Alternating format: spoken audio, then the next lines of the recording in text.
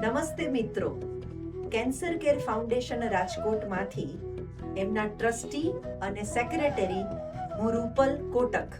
હું ભારતી નથવાની.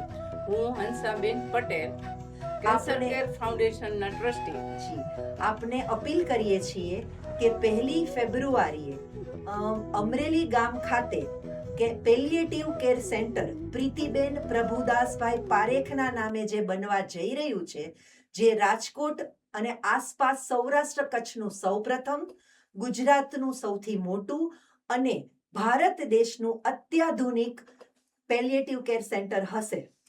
એ પેલિયેટિવ કેર સેન્ટરનું ભૂમિપૂજન 1 ફેબ્રુઆરીએ અમરેલી ગામ ખાતે થઈ રહ્યું છે.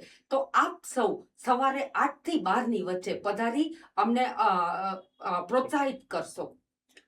આ પેલિયેટિવ કેર સેન્ટર અમરેલી ગામે ખીરસરા પેલેસથી 5 કિલોમીટર દૂર આવેલું છે. તો આપ સૌ જરૂર 8 થી 12 સુધીના પ્રોગ્રામમાં જરૂર પધારો.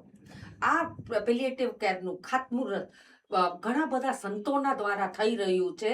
તો એ સંતોના દર્શનનો લાભ લેવા પણ આપ સૌ પધારો. આપ સૌને અપીલ છે કે તમે ફૂલ નહીં તો ફૂલની પાંખડી, માત્ર તમારી હાજરી અનિવાર્ય છે, જરૂરી છે.